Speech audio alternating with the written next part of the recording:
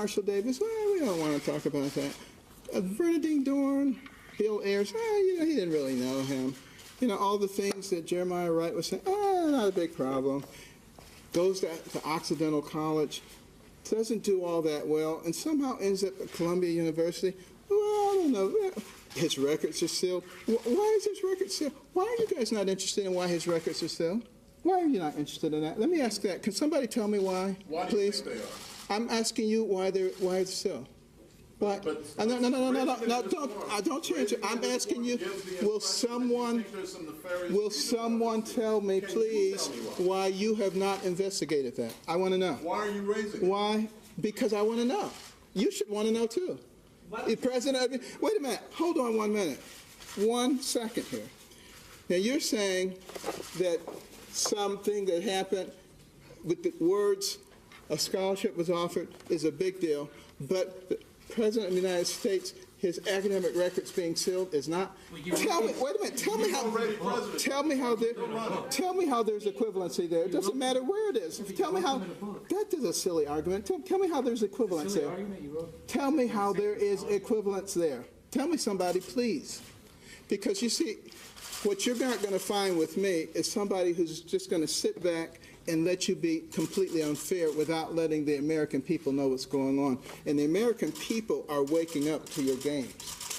Now, one of the things that I have learned about Hillary Clinton is that one of her heroes, her mentors, was Saul Alinsky. And her senior thesis was about Saul Alinsky. This was someone that she greatly admired and that affected all of her philosophies subsequently. Now, interestingly enough, let me tell you something about Saul Alinsky. He wrote a book called Rules for Radicals. On the dedication page, it acknowledges Lucifer, the original radical who gained his own kingdom. Now, think about that. This is a nation where our founding document, the Declaration of Independence, talks about certain inalienable rights that come from our Creator. This is a nation where our Pledge of Allegiance says we are one nation under God. This is a nation. This is a nation where every coin in our pocket and every bill in our wallet says, "In God we trust." So are we willing to elect someone as president who has as their role model somebody who acknowledges Lucifer? Think about that. And Thomas Jefferson said that we would reach this point because we the people would not be paying attention, and it would allow the government to grow, to expand, and to metastasize, and to try to rule us.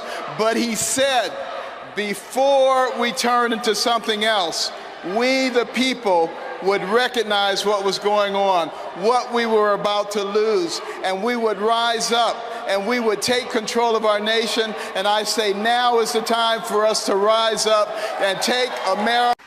Of all the complex things in the world, perhaps the most complex is the human brain. How come I can remember the words of the preamble of the Constitution but can't find my glasses? We've invited as our guest speaker this morning for 3 reasons. A gentleman, he loves Jesus, he has a compelling life story, and he is a distinguished man of science and healing. We hope that he can help us sort some things out. May I introduce the Director of Pediatric Neurosurgery at one of the world's great hospitals, Johns Hopkins in Baltimore, Dr. Benjamin Carson, Sr.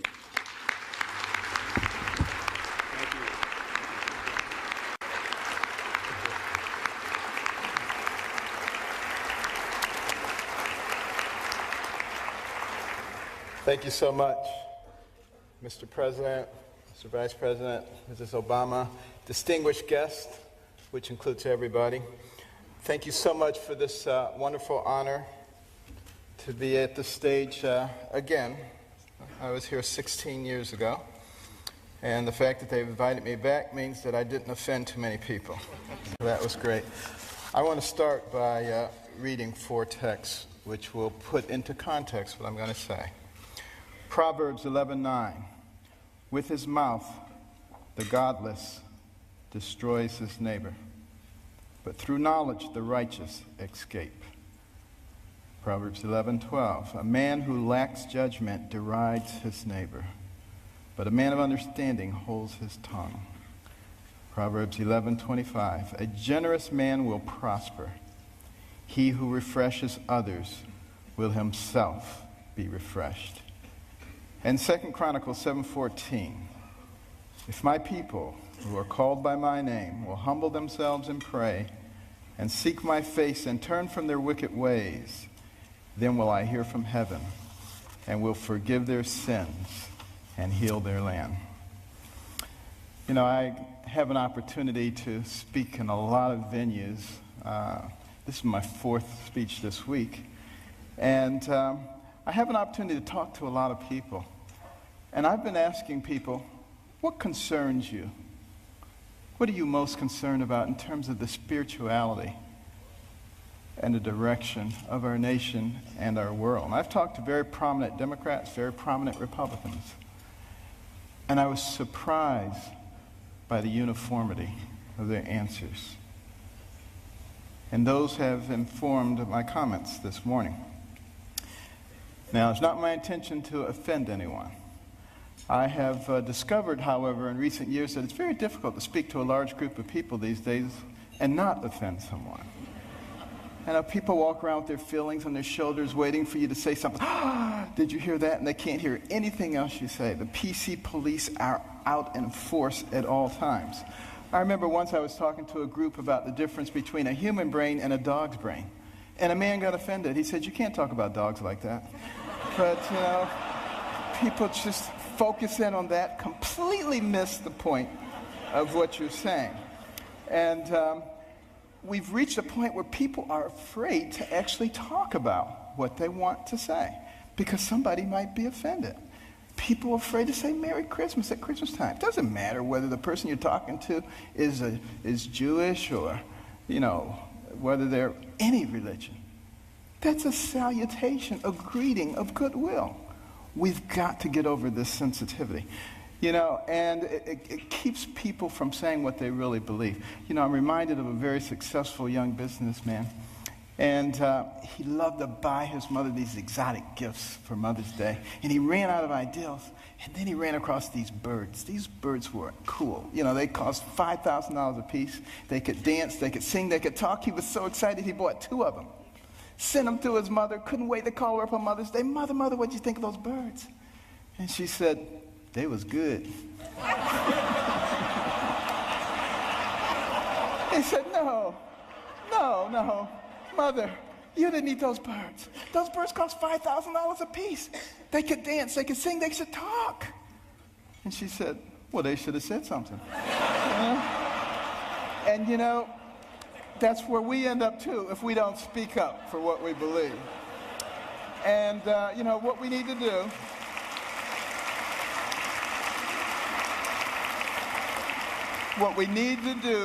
in this PC world is forget about unanimity of speech and unanimity of thought.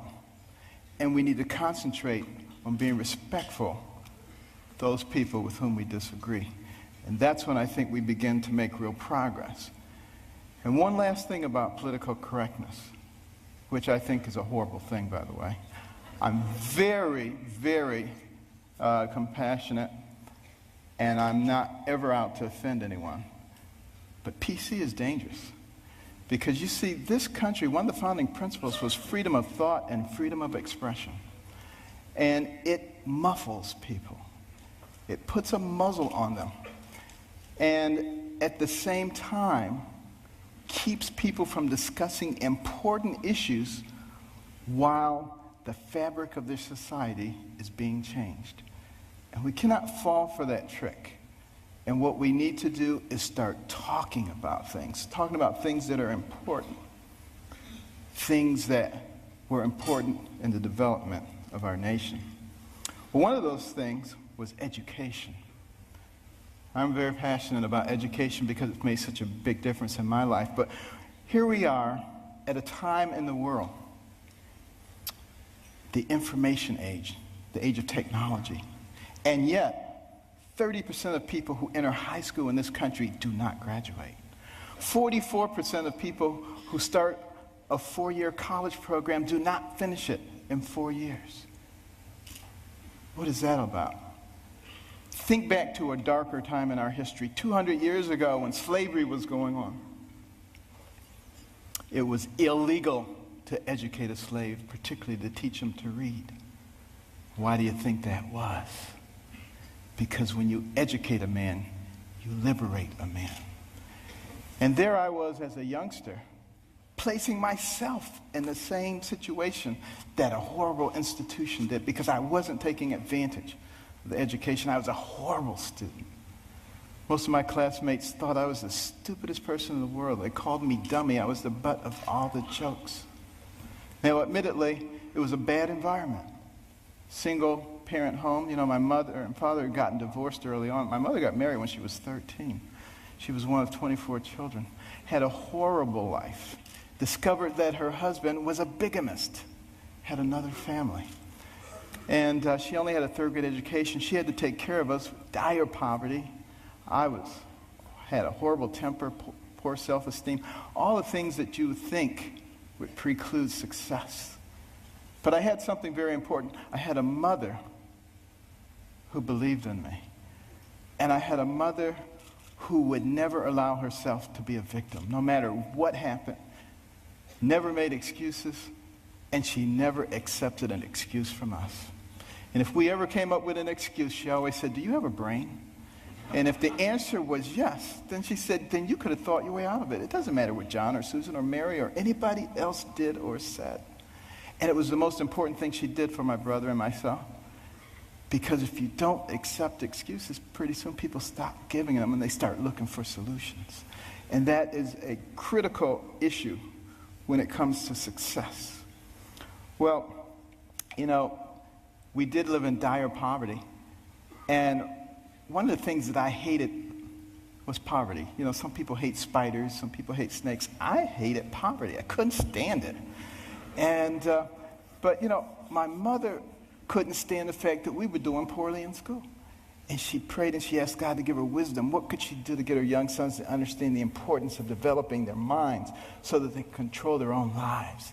And you know what? God gave her the wisdom, at least in her opinion. My brother and I didn't think it was that wise because it was to turn off the TV. Let us watch only 2 or 3 TV programs during the week, and with all that spare time, read 2 books apiece from the Detroit Public Libraries and submit to her written book reports, which she couldn't read, but we didn't know that. And you know, she put check marks and highlights and stuff. But, you know, I just hated this. And my friends were out having a good time. Her friends would criticize her. They would say, "You can't make boys stay in the house reading books. They'll grow up, they'll hate you." And I would overhear them, and I said, "Mother, you know they're right." But she didn't care, you know. But after a while, I actually began to enjoy reading those books. Because we were very poor, but between the covers of those books, I could go anywhere, I could be anybody, I could do anything. I began to read about people of great accomplishment. And as I read those stories, I began to see a connecting thread. I began to see that the person who has the most to do with you and what happens to you in life is you. You make decisions. You decide how much energy you want to put behind that decision. And I came to understand that I had control of my own destiny. And at that point, I didn't hate poverty anymore because I knew it was only temporary. I knew I could change that. It was incredibly liberating for me. It made all the difference. And continue on that theme of education. In 1831, Alexis de Tocqueville came to America to study this country. The Europeans were fascinated. How could a fledgling nation, barely 50 years old, already be competing with them on virtually every level? This was impossible. De Tocqueville was going to sort it out. And he looked at our government, and he was duly impressed by the 3 branches of government. 4 now, because now special interest groups, but it was only 3 back in those days. And, you know, he said, "Wow, this is really something." And then he said, but let me look at their educational system. And he was blown away. See, that anybody finishing the second grade was completely literate. He could find a mountain man on the outskirts of society. The man could read the newspaper, could have a political discussion, could tell him how the government worked. If you really want to be impressed, take a look at the chapter on education in my latest book, America the Beautiful, which I wrote with my wife, came out last year. And in that education chapter, you will see questions extracted from a sixth grade exit exam from the 1800s. A test you had to pass to get your sixth grade certificate. I doubt most college graduates today could pass that test. We have dumbed things down to that level.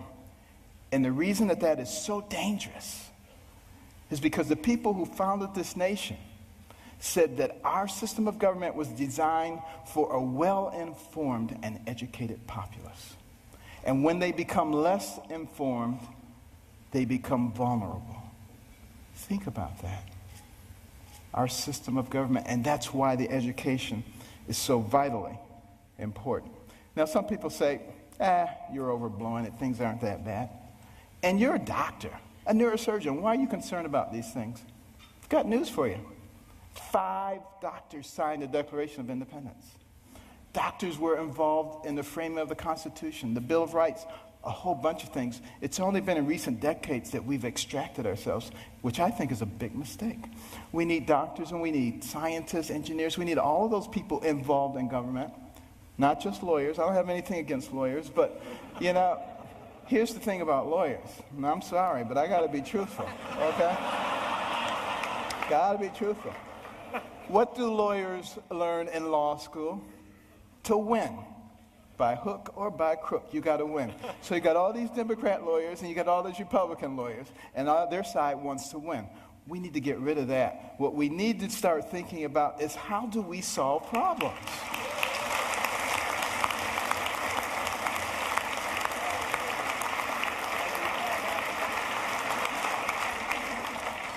And now, before I get shot, let me finish here.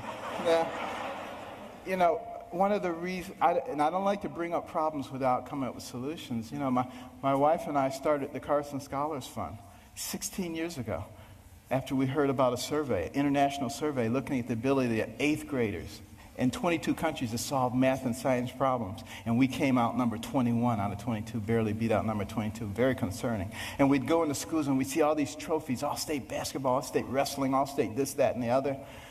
The quarterback was the big man on campus. And what about the intellectual superstar? What did they get? A National Honor Society pin? A pat on the head, there, little nerd? Nobody cared about them. And is it any wonder that sometimes the smart kids try to hide? They don't want anybody to know that they're smart. This is not helping us as a nation. So we started giving out scholarships to students from all backgrounds for superior academic performance and demonstration of humanitarian qualities. Unless you cared about other people, it didn't matter how smart you were. We got plenty of people like that. We don't need those. We need smart people who care about other people. We would give them money. The money would go into a trust. They would get interest on it. When they went to college, they get the money. But also the school gets a trophy. Every bit as impressive as any sports trophies. Goes right out there with the others. They get a medal. They get to go to a banquet. And we try to put them on the same kind of pedestal as we do the all-state athletes. Now, I have nothing against athletics or entertainment. Please believe me. I'm from Baltimore. The Ravens won. This is great, okay? But what will maintain our position in the world? The ability to shoot a 25-foot jump shot or the ability to solve a quadratic equation? And we need to put the things into proper perspective. And, many teachers,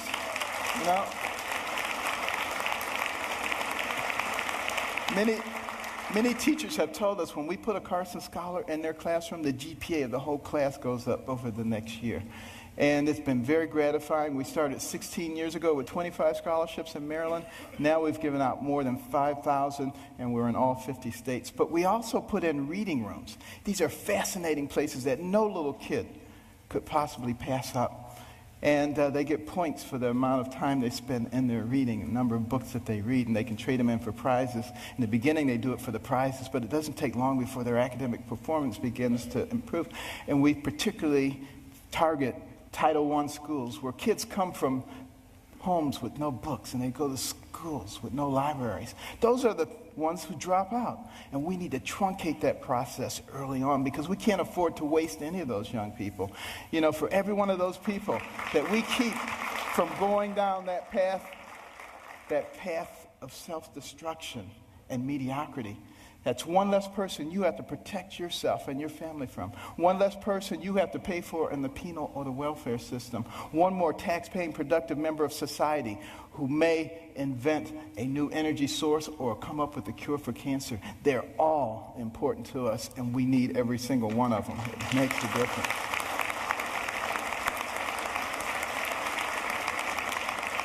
And when you go home tonight, please read about it. Carson Scholars Fund. carsonscholars.org. But why is it so important that we educate our people? Because we don't want to go down the same pathway as many other pinnacle nations who have preceded us. I think particularly about ancient Rome. Very powerful. Nobody could even challenge them militarily. But what happened to them? They destroyed themselves from within. Moral decay. Fiscal irresponsibility. They destroyed themselves. And if you don't think that can happen to America, you get out your books and you start reading. But you know, we can fix it. Why can we fix it? Because we're smart. We have some of the most intellectually gifted people leading our nation. All we need to do is remember what our real responsibilities are so we can solve the problems. I think about these problems all the time. And, you know, my role model was Jesus. And he used parables to help people understand things. And one of our big problems right now, and like I said, I'm not politically correct, so I'm sorry. But, you know, our deficit is a big problem. Think about it. And our national debt, $16.5 trillion. You think that's not a lot of money? Tell you what, count one number per second, which you can't even do because once you get to 1,000, it takes you longer than a second. But one number per second. You know how long it would take you to count the 16 trillion? 507,000 years. More than 500,000 years to get there. We have to deal with this. Here's the parable. A family falls on hard times. Dad loses his job or is demoted, gets part-time work. He has 5 children. He comes to the 5 children. He says, we're going to have to reduce your allowance. Well, they're not happy about it, but he said, except for John and Susan. They're special. They get to keep their allowance. In fact, we may give them more. How do you think that's going to go down? Not too well. Same thing happens. Enough said. What about our taxation system? So complex. There is no one who can possibly comply with every jot and tittle of our tax.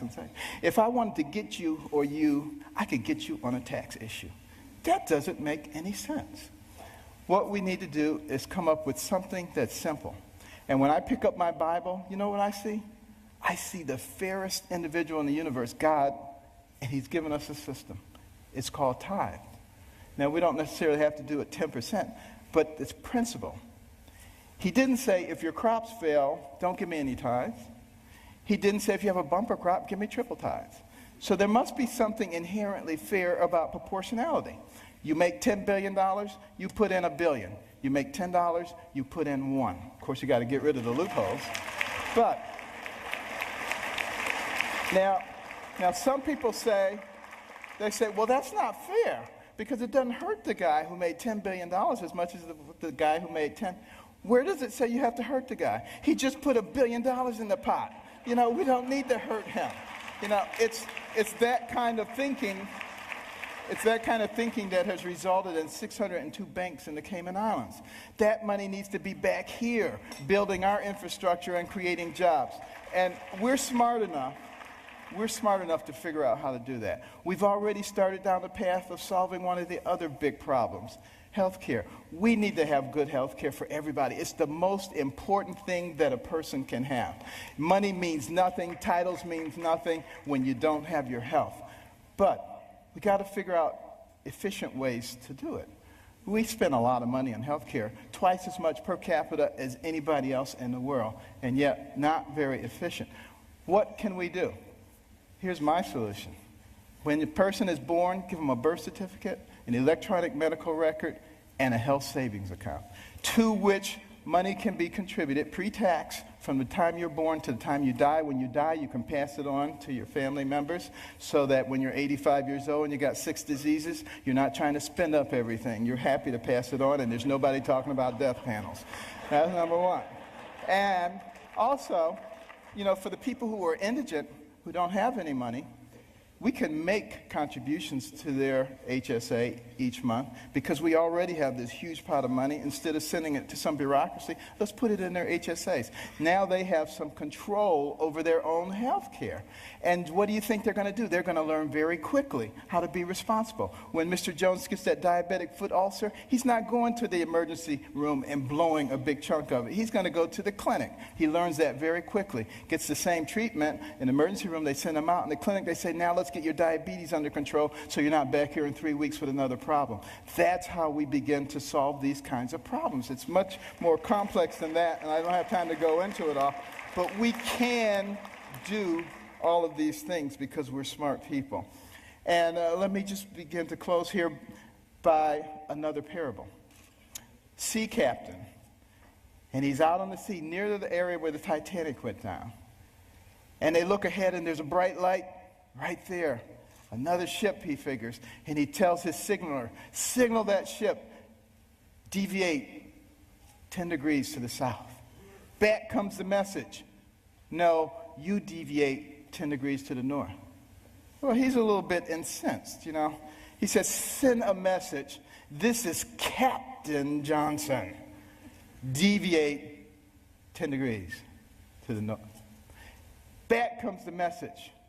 This is Ensign 4th Class Riley. Deviate 10 degrees to the south. Now he's really upset. He says, send him a message. This is a naval destroyer. Back comes the message. This is a lighthouse.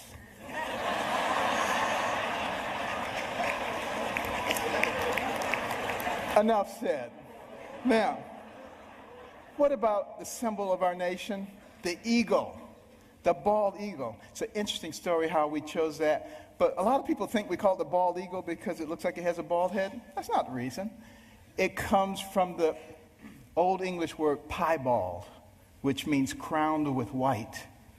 And we just shorten it to bald. Now use that the next time you see somebody who thinks they know everything. You get them on that one. But why is that eagle able to fly high forward? Because it has 2 wings, a left wing and a right wing. Enough said. And I want to close with this story. 200 years ago, this nation was involved in a war, the War of 1812. The British, who are now our good friends, thought that we were young whippersnappers. It was time for us to become a colony again. They were winning that war, marching up the eastern seaboard, destroying city after city, destroyed Washington, D.C., burned down the White House. Next stop, Baltimore. As they came into the Chesapeake Bay, that armada of ships, warships, as far as the eye could see, it was looking grim. Fort McHenry standing right there. General Armistead, who was in charge of Fort McHenry, had a large American flag commissioned to fly in front of the fort. The admiral in charge of the British fleet was offended. He said, take that flag down. You have until dusk to take that flag down. If you don't take it down, we will reduce you to ashes.